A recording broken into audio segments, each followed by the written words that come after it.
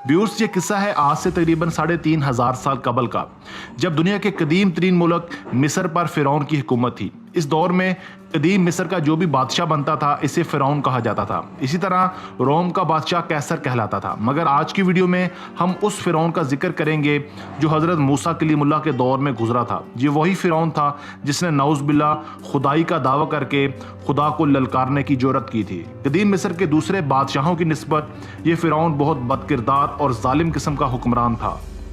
तकरीबन 3500 साल कबल जालिम और जाबिर फिरौन ने बनी इसराइल को ज़बरदस्ती अपना गुलाम बना लिया था। जब मूसा कलीमुल्लाह अल्लाह ताला के हुक्म से बनी इसराइल को फिरौन के कहर और जुल्म से बचाने के लिए निकले तो दावा खुदाई करने वाला फिरौन अपनी लाखों की तरबियत याफ्ता फ़ौज को लेकर बनी इसराइल के ताक़ुब में इनके पीछे गया। मगर जब फिरौनी फ़ौज ने बनी इसराइल के नज़दीक पहुँचना चाहा तो खुदा ताला के हुक्म से एक आसमानी आग ने फिरौनी फ़ौज का रास्ता रोक लिया और इन्हें आगे बढ़ने से रोके रखा।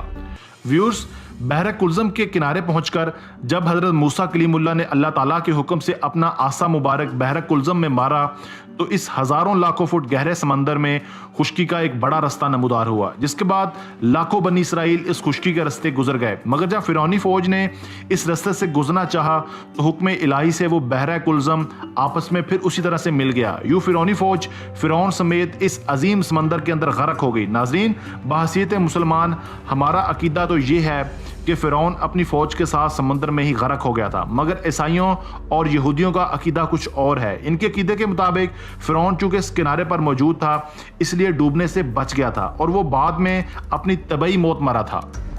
नाज़रीन, साल 1898 में मिस्र की मशहूर किंग्स वैली दरियाफ्त हुई तो मिस्र के कदीम बादशाहों और फिरौन की हनूद शुदा लाशें भी दरियाफ्त हुईं। ये वही फिरौन था जिसके मुतालिक अल्लाह ताला ने कुरान करीम में इरशाद फरमाया था कि तू आने वाली नस्लों के लिए इबरत की मिसाल बन जाएगा। इस दरियाफ्त के 83 साल बाद साल 1981 में जब फिरौन की मम्मी ख़राब होने लगी तो इस वक्त की मिस्री हुकूमत ने फ्रांस से दरख्वास्त की कि वह फिरौन की मम्मी को न सिर्फ ख़राब होने से बचाएं बल्कि इसकी मौत की असल वजह भी दरियाफ्त करें।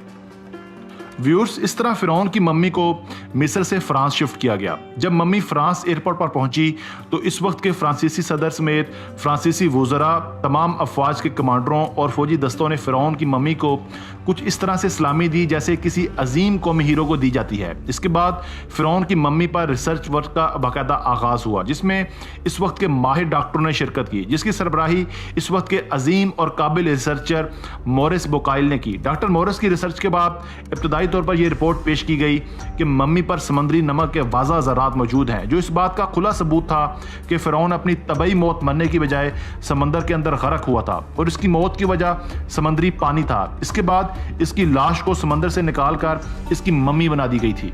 व्यूअर्स, जब शोरा आफाक डॉक्टर मोरिस बुकाइल को इस बात का पता चला कि मुसलमानों की मुक़द्दस किताब कुरान शरीफ में अल्लाह ताला ने इरशाद फरमाया है कि फ़िरौन को समंदर में गर्क करके इसकी लाश को निशाने इबरत के लिए रखा हुआ है, तो ये बात इनके लिए शदीद हैरानगी का बायस थी और वो इस कदर तजस्सुस का शिकार हुए कि फ़ौरन हकीकत जानने के लिए मिस्र रवाना हो गए। व्यूअर्स, इजिप्ट पहुंचकर वहां के एक मुसलमान साइंसदान ने फिरौन की मौत के हवाले से कुरान करीम की दर्जा झैल आयात पढ़कर सुनाई, जिसका तर्जमा कुछ यूँ था, और हमने बनी इसराइल को समंदर पार कर दिया तो फिरौन और इसके लश्कर ने सरकशी और तअद्दी से इनका ताक़ुब किया, यहाँ तक कि जब वो समंदर में डूबने लगा तो कहने लगा कि मैं इस खुदा पर ईमान लाता हूँ जिस पर बनी इसराइल ईमान लाते हैं। अल्लाह ताला ने फरमाया, तू अब ईमान लाता है हालांकि तू पहले नाफरमानी करता रहा और मुफसिद बना रहा। आज हम तेरे बदन को समंदर से निकाल कर महफूज कर लेंगे ताकि तू बाद के लोगों के लिए इबरत बन जाए।